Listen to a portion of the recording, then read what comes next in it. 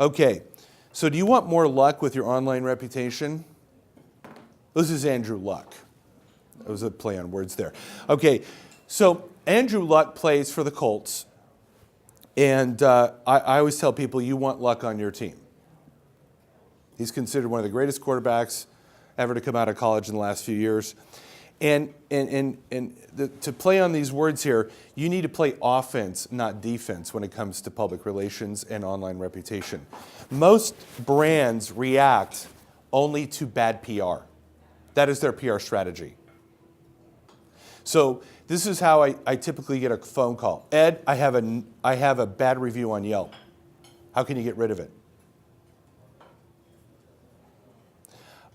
Somebody left a bad review on Google. What do I do? And I go, well, you only have 2 reviews. And one of them is the one that you're complaining about. The problem is you don't have 83 good reviews. You have not been proactively building up your public relations. And so now, guess how that bad review looks? I have 2 reviews. One of them's really bad. How do you get rid of it? It's like, I can't get rid of it. I'm not Yelp. I can't call Yelp and go, hey, I'm a public relations guy. You need to get rid of this guy, because he's paying me a lot of money. Yelp will tell me to go, where. So what I tell people is I can't take the poison out of the pool, but I can put more water in the pool and dilute the poison. The problem is that business was doing nothing about their public relations and online management until something bad happened. And now they want me to come in and do crisis management, which is, we all know that the best way to stay healthy is to be proactive and do preventative medicine, right? Okay, so authority in any field is built with a game plan. And this is where it starts. There's a saying, you are what is published. This is David Meerman Scott, the author, came up with that phrase. You're going to have to create your own voice. So now we don't want to just react to bad reviews or negative things that are being said to you. We actually want to take a proactive approach and build a game plan like the Colts do when they go and play the Super Bowl. They've got an offensive game plan. They can't play just defense. So your branding is created and validated with positive reviews, PR, and content. What do we do? How do we do that? Well, we issue press releases. We curate online reviews. I'll give you an example. I have a client that's got 51 reviews on Yelp, all positive. Why? Because she creates a good experience. That person goes, my gosh, thanks for the great experience. She says, would you be willing to say that on Yelp? They're like, yeah, I'd be willing to say that on Yelp. Go, good, go say it on Yelp right now. She made, her company made $750,000 in sales off their Yelp reviews. Each Yelp review was valued at $14,000 in revenue per year. Is that? So how powerful is a Yelp review? $14,000 in revenue per year per review.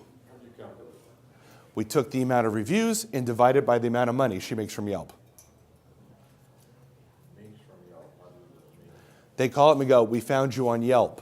They record it. How'd you find out about us? I went to your Yelp page. You've got great reviews. I'm coming in. They close it. They go, found from Yelp. Does that make sense? Okay. How many people walk in that don't say they found her from Yelp? I don't know. That could be even more money. But minimally, the known income that people go, I found you on Yelp, is $14,000 per review. So guess what I told her to do?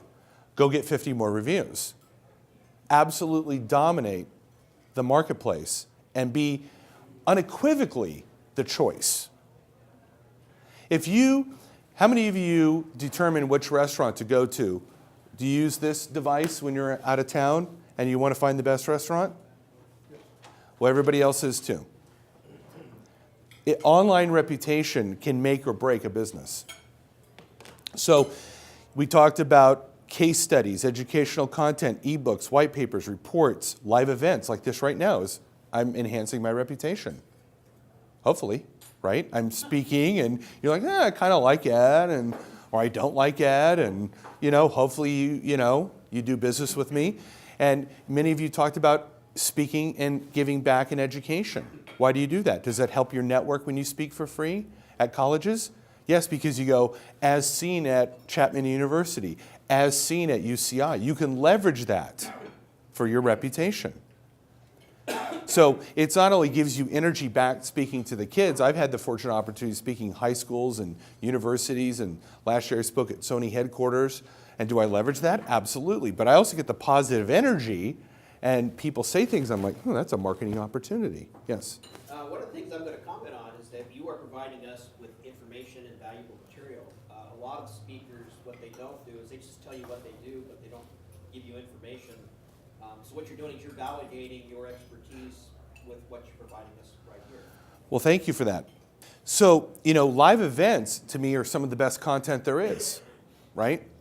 Blog posts, articles. You had mentioned how effective your blog post is. I've written over 300 blog articles. I've gotten a lot of clients for my blogs. And my blogs are anywhere from 350 words, and I've written some blogs that are 3,000 words. And we'll get into how valuable those blog posts become down the road for other things.